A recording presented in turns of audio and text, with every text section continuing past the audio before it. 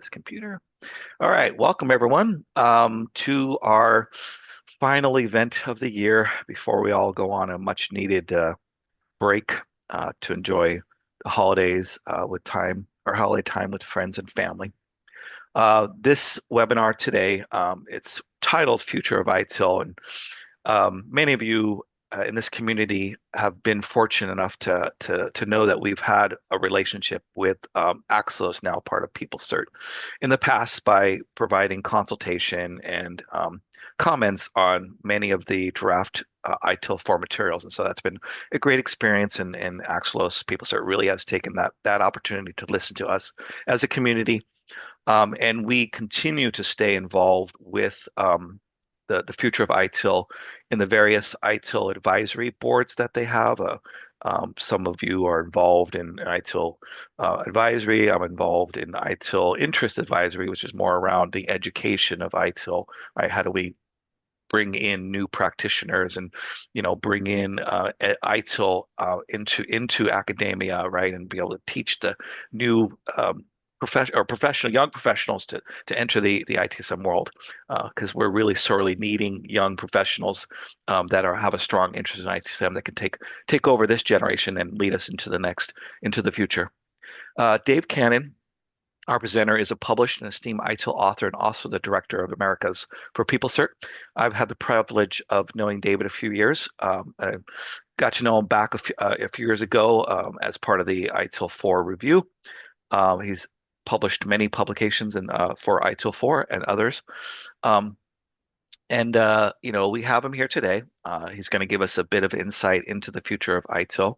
And he's a great guy, and I'm privileged to know him, and I will turn it over to him. Thank you, Mitch, and thank you everyone for attending. And just to echo what Mitch has said, from my side, the relationship with this group, the committees within EDUCAUSE, has been really phenomenal as a participant in the development of ITIL over the past number of years. We have learned so much from you, and it is really a privilege to be invited here today. Now, I'm not going to spend too much time on the niceties because I want to get into the meat of the presentation. We have a lot to cover. But again, just thank you to all of you. I would be remiss. I apologize. I got so excited introducing you. I forgot to just kind of give the lay of the land. So this will be about a 45-minute presentation. Lots of content, as David said. Just some niceties. Use the chat to talk to each other. Use the Q&A to ask questions. We'll probably hold off on the questions till the end. And if you want to speak, just raise your hand. I'll take you off mute. Go ahead and address David with your question, and then when you're done, we'll put you back on mute, or put yourself back on mute just as a courtesy. And as always, this is recorded and will be available within 5 business days. So with that out of the way, I'll turn it back over to you, David. Thanks, Mitch. Okay, so just sharing my screen. Yes, I see that it's there. If you're having trouble seeing it, let us know. You will get a copy of these slides after the presentation. Now, let's just talk about the future of ITIL. And I've said perspectives for higher education, but actually the perspectives I'm going to share today really cover a lot more than higher ed. As I've said, I think we've really enjoyed a very good relationship with the higher ed community, both here as well as in other parts of the world. And so you will find a lot of what is being developed in ITIL will reflect some of the input or all of the input that we're receiving from you. And again, just appreciate that this is a group that is not shy to provide input, and we value that very much. So in response to this presentation, if you have any input, if you'd like to participate in providing input into this discussion moving forward over the next year or two, we would love to hear from you. We'd love to be in touch, either as part of this forum or even individually. I'll give you a little bit more detail about that later. I know Mitch has introduced me, so I'm not going to spend much time on this slide. This is who I am, but if you would like to connect with me, easiest way to do that is LinkedIn. I'd be really happy to talk after this presentation on any subject that is important to you. Okay, I'm just about what I'm going to be talking about today is I'd like to look at some of the history. I find it very difficult to talk about the future unless we really understand where we've come from. And it has been a very interesting path. Um, so we're going to look at some history. We're going to look at how the role of IT has evolved over the past 30 years, which is the amount of time that ITIL has been around. And then look at what the future of ITIL is. At the end of this, I'm going to talk about how any individual on this call could be involved in the ongoing evolution of ITIL and related subjects. So, some history. The reason I'm covering the history is because of these two quotes. First, you want to understand the present, you need to understand the past. And secondly, if you don't remember the past, we're condemned to repeat it. And there are certainly some things in the industry that represent this. There are discussions that are being had right now, which we've had in the past. We've made mistakes. Hopefully, we learn from them. Sometimes we don't. So there are some cases in which, as we go through ITIL and consider what's in there, we're actually having the same discussion that we had maybe 20 years ago. So what we want to try and do is if we understand the history, if we understand where we came from, let's try and break that cycle and move that discussion into something a little bit more current. I'll give you examples of exactly what I mean by that, but let's have a look at the history and where ITIL comes from. Some of these slides, some of you may have seen them before, and I apologize, but I'm going to repeat them for those who have not seen them. So where ITIL comes from, very simply, this was in prior to 1989 when ITIL V1 was published. The definitive source of how to manage technology was contained in vendor manuals. Yes, there was some academic work that had been done, but by and large, technology or technologists, system administrators and so on, did not have access to that academic work. And so the de facto standard for IT management were the vendor manuals of whatever equipment you happen to be responsible for. And prior to 1989, generally, that was mainframe or mid-range computers, which quickly then evolved into the client server generation, if you like. But the primary source of information about how we did our job came from vendor manuals. And the vendor manuals were authoritative. You really deviated from those manuals at your own risk. I know this because there were times when I did. And back in those days, it was okay if you were down for a couple of hours because somebody had made a mistake. Today, we don't have that luxury. And in fact, very soon we began to realize that the vendor manuals were not enough, because what the vendor manuals do is they focus on the technology itself. What they don't do is take into account that the technology you're managing exists within a context alongside a range of other technologies, organizations, people, different types of business operation. Vendor manuals don't take that into account. And so it became very clear that we needed to do something a little bit more. The people who stepped up to answer that question were, in fact, the UK government. UK government, in the form of the Central Computing and Telecommunications Agency, were tasked with providing guidelines to the UK government about how to automate. They did this. And one of the products they came up with was ITIL. ITIL stood for, in those days, the IT Infrastructure Library. And the reason it was called that is because that was the task it was given. How do you manage IT operations, and primarily the infrastructure part? Because you're not developing applications, you're managing the infrastructure that those applications are running on.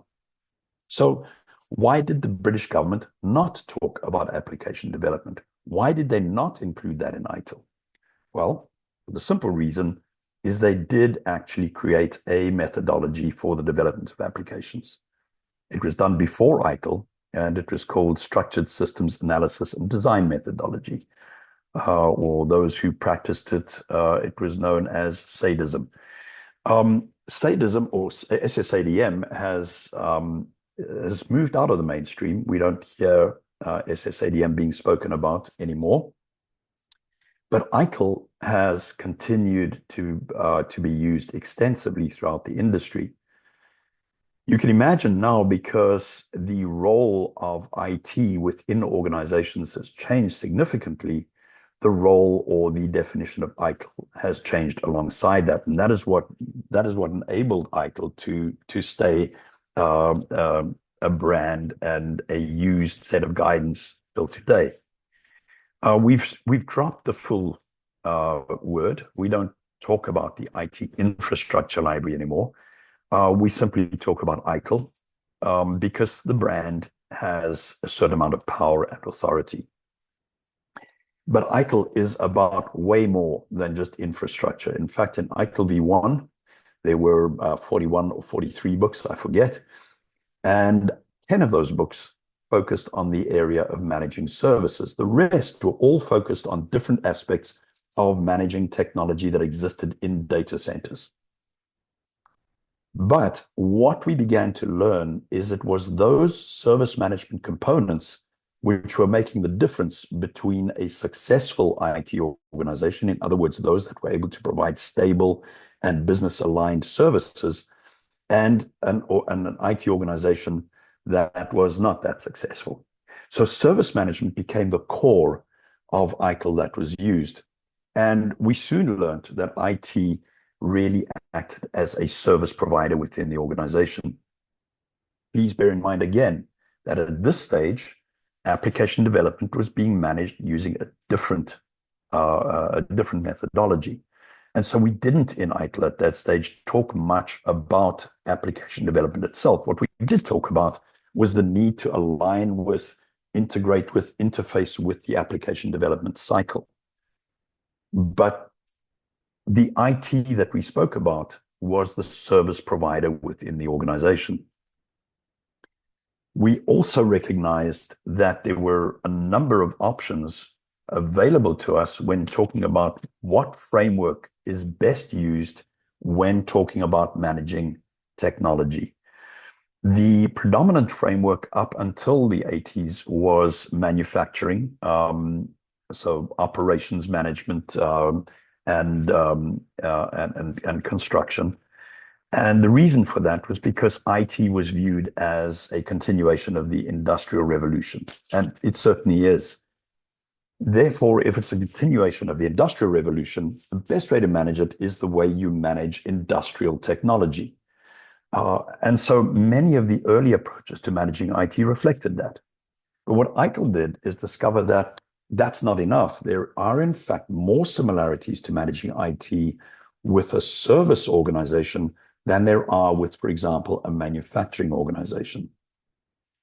I say more similarities, and I want to be clear that managing IT is not only services, it is both products and services. But ITIL at that point focused, because of its mandate, focused on the service component of that. ITIL V2 was developed simply because we recognized the fact that managing the operations cycle was not going to be enough. We actually needed to understand a bit more about being able to deliver consistent, repeatable services. And so ITIL V2 focused on developing quality services and delivering quality services. A lot of work done in those days, this was the late 90s, early 2000s, about guaranteeing certain performance metrics like the number of nines availability, the length of response time of a transaction, and that kind of thing. But we soon began to realize that having quality services didn't always meet business needs. You could have a service that you could measure and it never deviated. It was fantastic. But if it doesn't do what the business needs, it is of no value. And so ITIL V3 was developed to answer that question. And it was like, how do we deliver services that are not only good quality, but which are also enabling business units to achieve the objectives that they're setting out to. At about the time of ITIL v3, this was 2010 to 2011, we start seeing the emergence of the cloud. The cloud turned everything on its head. In fact, you could almost say that ITIL v1, 2, and 3 really worked within the same kind of context, the same kind of technology management context. But after v3, the cloud comes along and turns everything on its head. We now have services being offered from all over the place. IT is no longer purely a unique and centralized service provider. Some aspects are, but many of the organizations or many of the departments in the organization are now using services that originate from outside of IT. So the role of IT begins to shift from about 2012 onwards. We now have a situation where digital technology is being deployed not only by IT, but by a number of parts of the organization, internally and externally, and we have to recognize the complexity of that situation. So ITIL 4 is developed with the question, not only how do we provide great services, but how do we enable our organization to be successful in a digital world, in a world where there is increasingly less centralized control over technology. So that was the main question, and we're still exploring the answer to that question today. Given that, what are our projects focusing on? This was research that was done in 2022 by Axos. And what we see here is that most projects are focusing on service desk, incident, service request, change, problem, knowledge. Nowhere on that list do we see anything remotely strategic. There is no strategy. There is no, we don't look at any availability design, capacity design. We're not looking at demand management. There is no service portfolio there. So increasingly what's happening is the demand from organization is that we become more and more strategic. Our response as service management has been to become better and better at doing the operational. What we're starting to see is a gap emerging between those more strategic practices and the operational practices, which are improving, but which are losing more and more ground with the strategic decision-making. And we see this a lot in the industry. If you were to go and ask a group of technology leaders, let's say at the beginning of the pandemic, what is your role and how has it changed? You would have seen a lot of them saying, you know, we're getting involved in a lot more business discussions because we have to help the business respond to using digital technology to respond to this catastrophic situation. After the pandemic, what we started to notice is that a few of those technology leaders stayed engaged at that level. Most of them, however, returned to focus on building more and more operational competency and capability.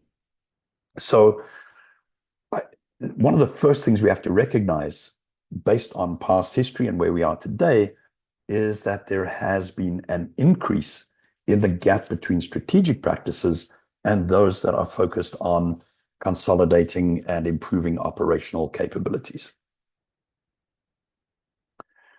And this, again, this is just another chart that shows this. This was in 2022. What was the picture like 10 years ago? Well, I managed to get a snapshot of a Forrester report, which was produced while I was working there. And if you look, I know it's a little bit of an eye chart, but if you look at them, you will see that incident change and service request and event management are still in the top of the practices that we're focusing on. One interesting thing is that business relationship management is in the top 10, which is a more strategic practice.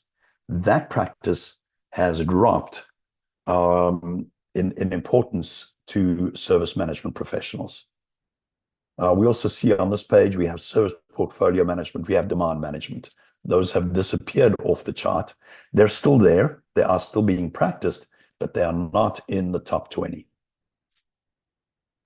So that raises the question, if service management is about supporting the business and making the business successful, how business focused are we really? And this is the Axelos report again. And in the Axelos report, excuse me just for a minute. In the Axelos report, we find that in 2018, we have 25% of organizations saying most of our services are mapped to business outcomes. But just 3 years later, we have that number dropping to 15%. So again, we see a drop in service management organizations focusing on strategy and refocusing their attention on operational matters. There's a reason for that, and I'm going to go into that in a moment. Okay. Some of the challenges that caused this to happen, and actually this was an interesting slide for me, because if you look at the first one there, lack of buy-in from senior management, that has been a consistent challenge over the last 20 years. Lack of buy-in from senior management has been one of the major obstacles to the success of ITSM programs within organizations. Now, again, what that says to me is, in fact, let me pull this up. Let's go to the next slide. What are CIOs and the other members of the C-suite concerned about when it comes to technology? And this, I did some, this is more informal research, but I got a whole bunch of research papers from all kinds of different providers. They were pretty consistent, actually. And on strategic and business alignment, we're worried about cybersecurity, economic uncertainty, hybrid workforces, digital transformation, and meeting business expectations for innovation.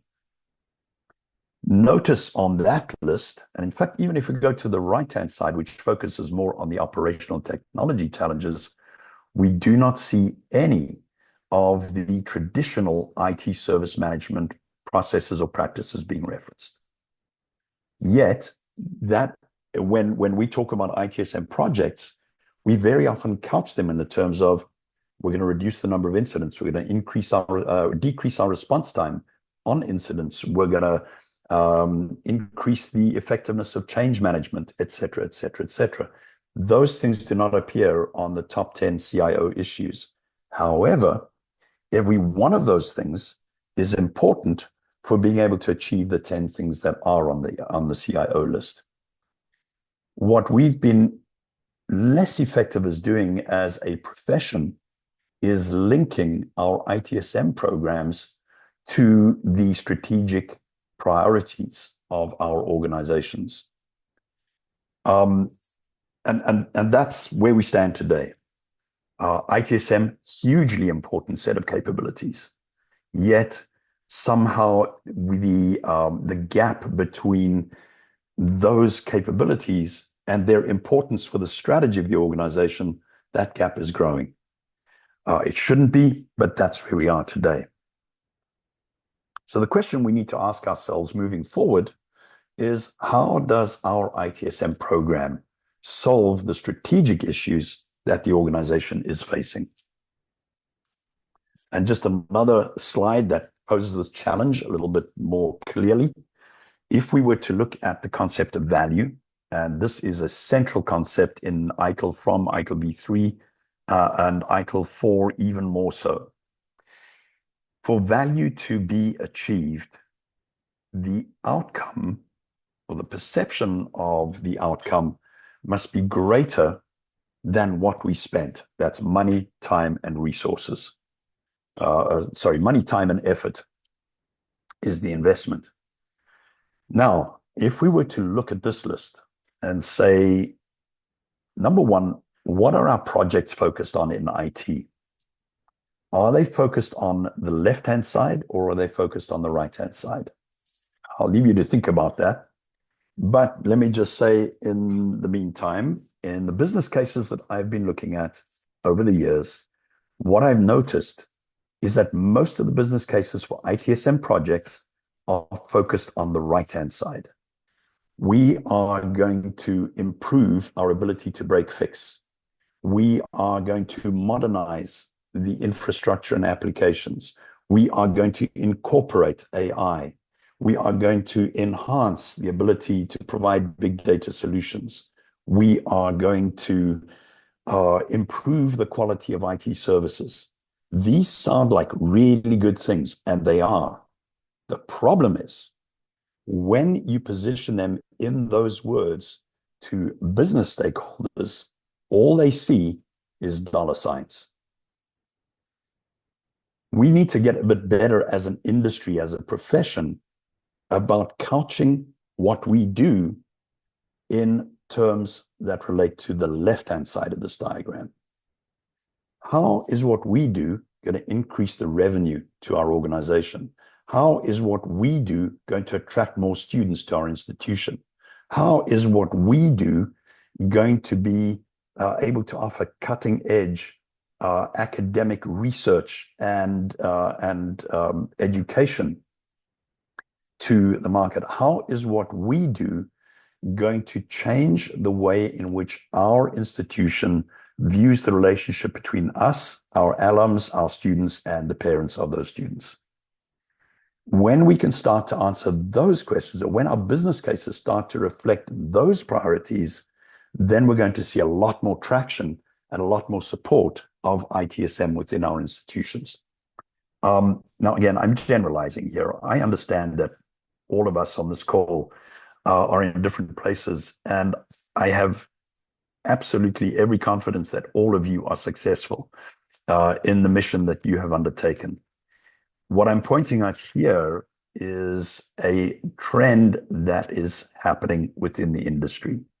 And I want to make sure that all of us, and ITIL's job is to make sure that all of us are prepared to manage that trend, is to maintain the success of our profession as the industry evolves.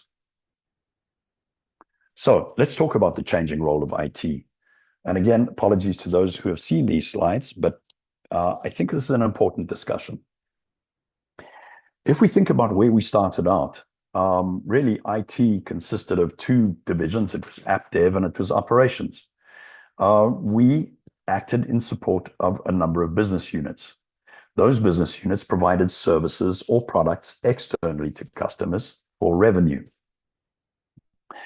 To enable the business units, we provided a range of services and products. And the relationship between app dev and operations was at times contentious, but overall, we're seen as really part of a team.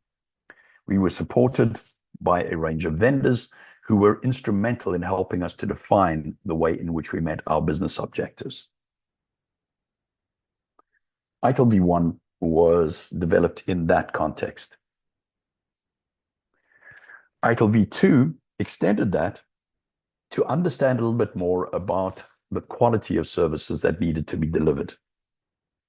ITIL v3 extended even further to talk a little bit more about our role together with the application development teams, but also understanding what outcomes were being achieved by our business partners so we can be more supportive of those, more directly supportive of those. Notice that ITIL 1, 2, and 3 exist within a very similar context. Yes, it was getting a little bit more complex, but essentially we were dealing with the same scenario. IT is a service provider into the business. That started to change with the cloud.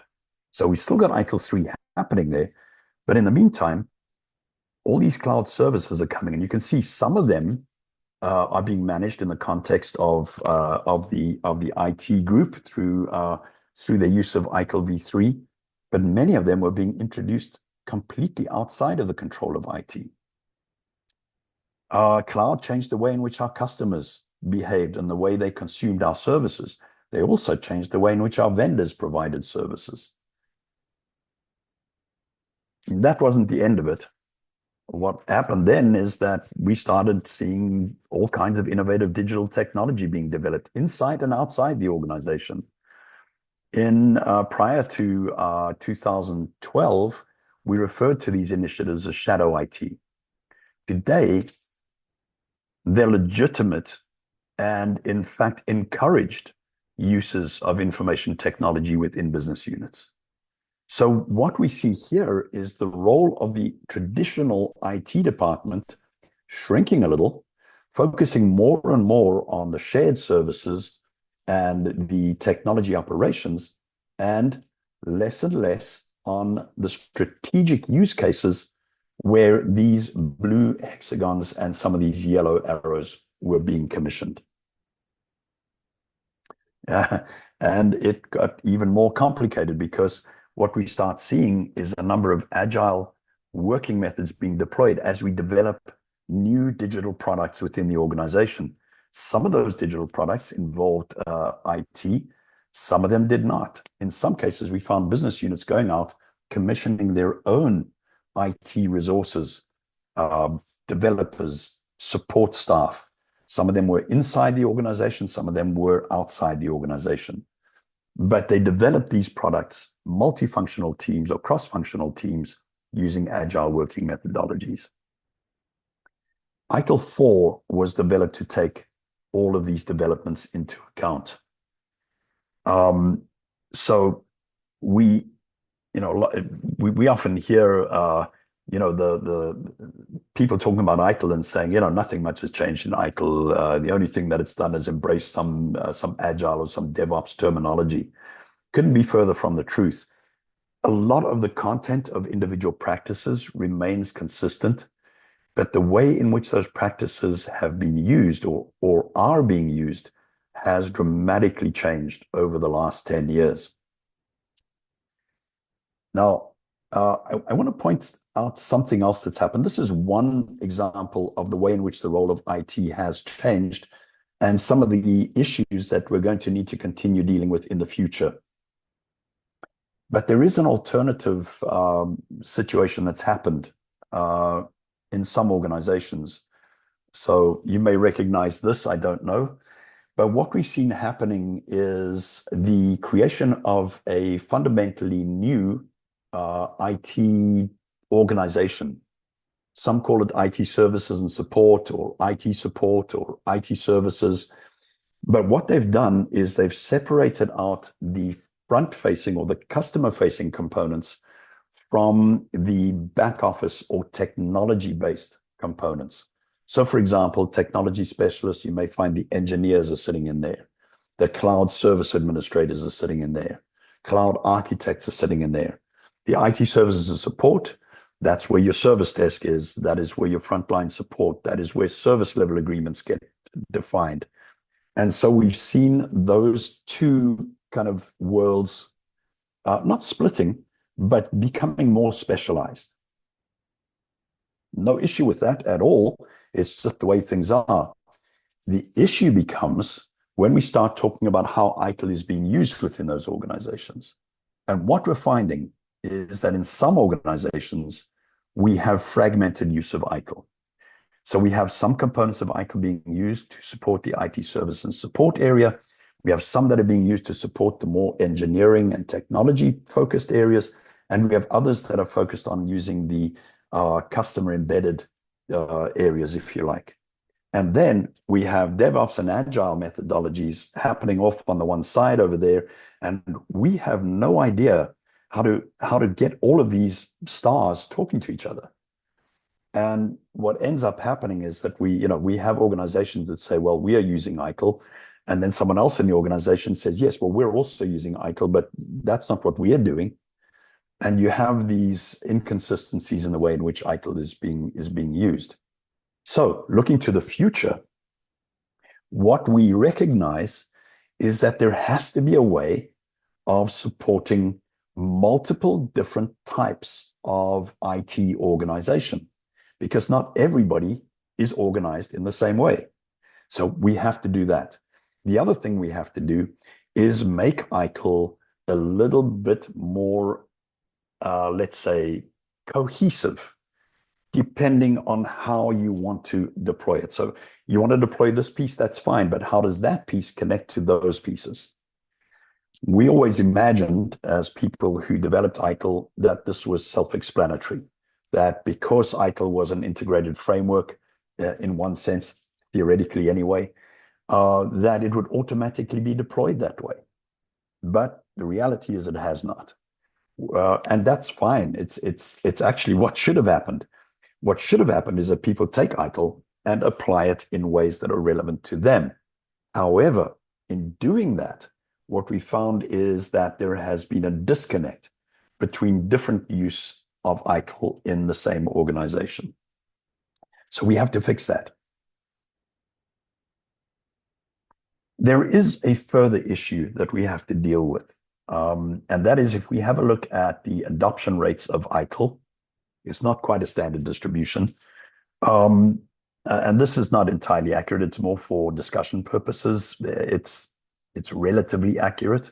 You may find numbers slightly shifting between ITIL v2, 3, and 4 in a slightly different way. But generically, the demand for ITIL 3 or the certification of ITIL v3 certificate holders is still relatively high compared to those who have moved across to ITIL 4. ITIL 4 is growing, but we still have a lot of organizations kind of focused on being that centralized IT service provider and using a subset of ITIL that corresponds to their ITIL v3 experience.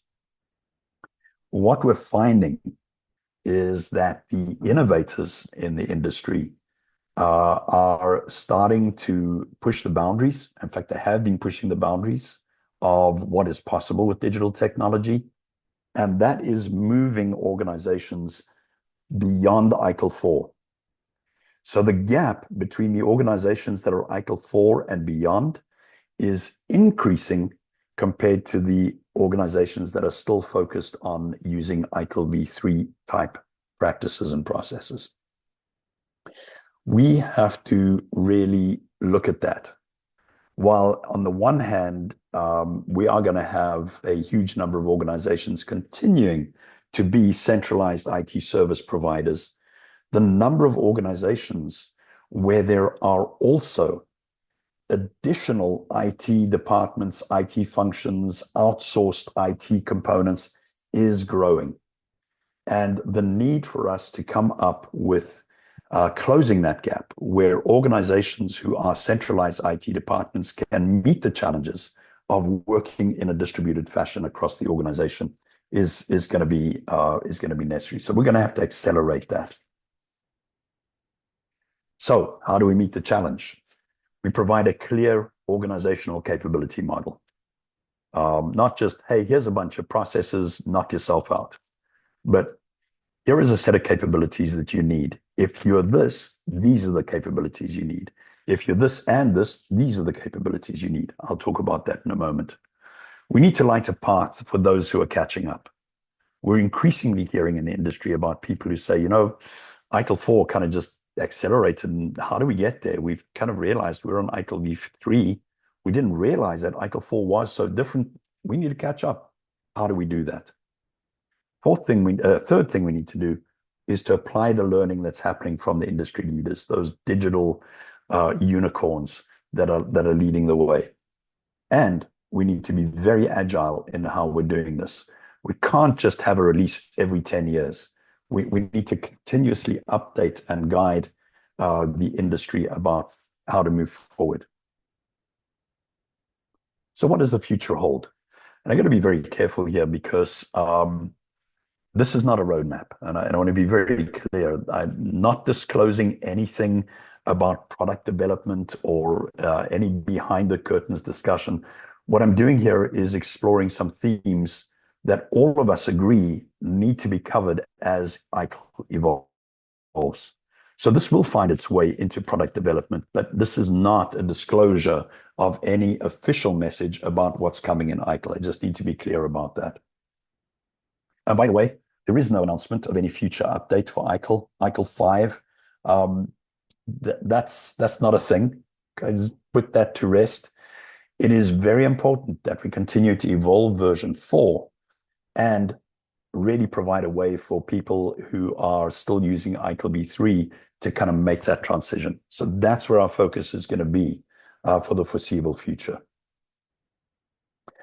So these are themes that we're going to see coming to pass over the next couple of years. First one, focus on digital models. It's no longer just about IT. It is about the integration of IT, operational technology, communications technology, all facilitated by emerging AI-enabled solutions. The thing about this, though, is that the more you become digital and the more you focus on that shift from pure IT to a blended digital model, what you'll find is the way in which organizations work changes.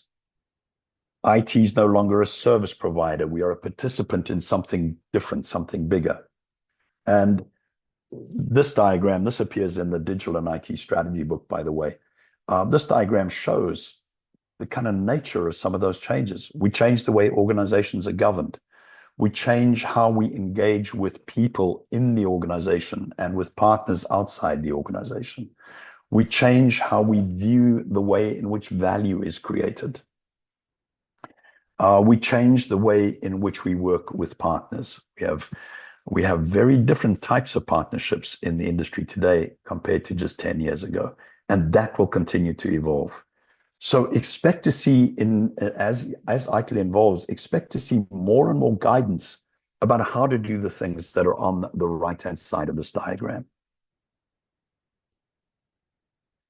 Another thing you're going to start seeing in ITIL is more and more focus on the enterprise. Now, this happens in two ways. We're talking about enterprise service management here, for example.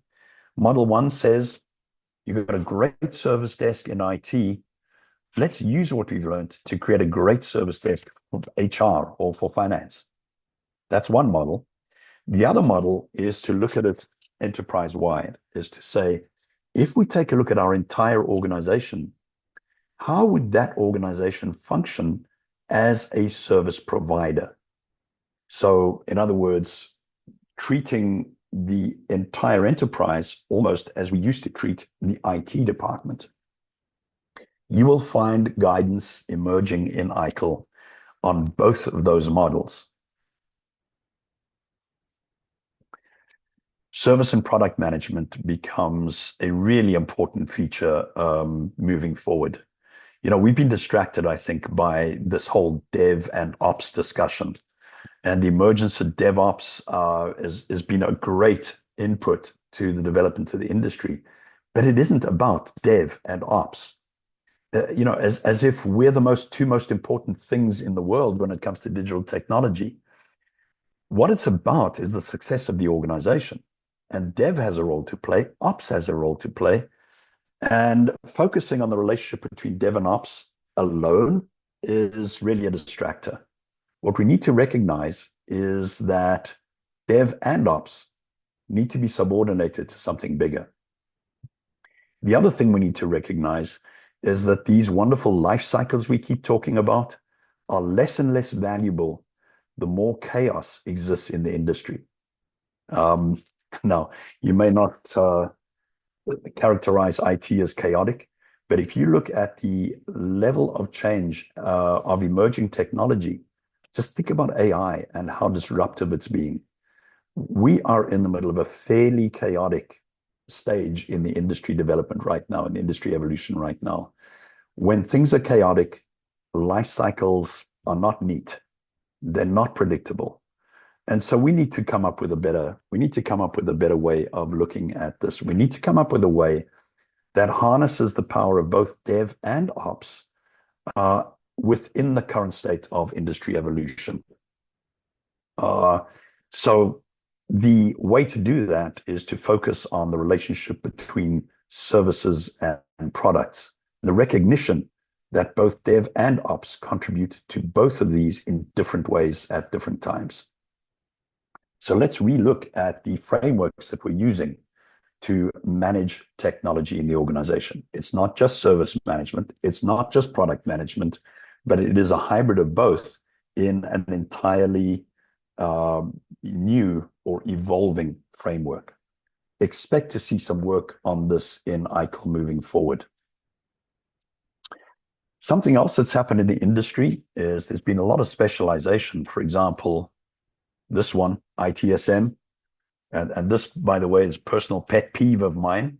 If you can characterize the whole of service management into somebody with a headset, there is so much more that gets done in service management than just being able to answer questions or solve incidents. But anyway, that's how it's characterized today. It's become very, very specialized. Another specialization is financial management, cloud ops. Another one is ITAM, asset management. And a fourth one is IT operations management. Cool. These are definite specializations that are needed. The problem becomes when you start separating these out into separate organizational units that do not integrate or do not speak with one another. And you have all kinds of things happening off in different directions. A lot of them are duplicate. A lot of them are situations where things fall through the cracks. We need to reintegrate those specializations. And again, in ITIL, you're going to see a lot of work being done on this. We agree that the specializations are important. They're good, but fragmentation is not. We also have to recognize that the CMDB, the thing in the middle that kind of ties them all together, is not working very well. So how do we reunite them? What you're going to see is a lot of work that is based on, instead of making the CMDB the unifying factor, is looking at value being the unifying factor. CMDB just being a tool that underpins that. But all of these four being aligned around what their contribution is, not being focused on what they do. So yes, they do have to focus on what they do, but the result of that focus is a contribution. And you're going to see a lot more work being done on how we facilitate the contribution of these specializations without sacrificing the value of this specialization, but how we reintegrate the value of these and the contribution of these specializations. One way to do that, of course, is make them part of a bigger picture. ITIL 4 definitely starts focusing on this. You can see a lot more work emerging in ITIL 4 about how we achieve that. So one of the things that we have to do, for example, give more prescriptive guidance about how we do this. Templates, specific checklists, make it a lot more practical. It's great to talk about this at a conceptual level. How do we make that real for people who are faced with doing this in real life? You can expect to see a lot more development of that kind of prescriptive or templatized material becoming available. The other thing we have to recognize in ITIL is that there are organizational differences. I've already spoken about the fact that we've seen multiple different types of IT unit emerging. I gave you an example of this IT services and support unit that has been emerging in organization. And that is by no means the only one. But what's interesting about these is that each of these new types of IT department or technology management group will use ITIL differently, and they will use different parts of ITIL. What's really going to become very important in future is how you orchestrate all of those. Well, let me give you an example because that will probably make it clearer. Here's 4 different types of IT group, right? So we have one group or technology group. We have one group who's developing digital products. We have another group who does security management. And by the way, each of these groups could be either in the cloud, they could be remote offshore, or they could be on-premise. They could be part of your enterprise. We have infrastructure management. It could be a managed service provider, for example, that all they do is procure, configure, and deliver laptops. Their need for ITIL is very different to the person who's doing support services, which is very different to the person who's doing security management. The problem is each of these now has a unique set of capabilities, and we have used them for their specialization. What we're starting to see is the need for an integrator to tie them all together. So you're going to see a lot more information about ITIL, about how to make this happen. And the final thing that I want to look at for the future is, of course, AI. Here's the interesting thing about AI. AI is not just a subject that we need to cover in ITIL, but it is also a technology that will help us in defining and developing ITIL further. So, for example, AI is really good at detecting patterns of usage and practice in the industry. We need to use that. AI is very good at synthesizing data from multiple sources. We need to use that as input into ITIL. But at the same time, we need to talk about how AI supports ITIL, how AI is used in organizations. Now, we need to be very careful here. I had a message this morning from somebody who said, there are 34 practices in ITIL. There needs to be 35, and the 35th one is AI. We need to be careful there because in using that discussion, then we also need a 37th called cloud management. We need a 38th called database management. We need a 39th, et cetera, et cetera, et cetera, for every kind of technology that you're adopting. Maybe we need to focus a little bit more on how we manage AI, but I think more valuably is we need to do two things. We need to provide tools for organizations to adopt and use AI in an effective and responsible manner. And we need to reflect the best practice of how organizations are doing this. So these are some of the challenges that ITIL is going to need to deal with, as well as some of the opportunities that we're going to face. Now, I've gone through these just to give a really high-level view of some of the things that you can expect to see coming in ITIL over the next few years. I did say that there is an opportunity for people to get involved in this. So here in the US right now, we're piloting a scheme where you can be part of an advisory board that actually provides input into these and other subjects that are important to you. If you are interested in finding out more about this program, please just let me know. You can reach out to me by email or on LinkedIn using the link in the deck. But with that, we have a few minutes left.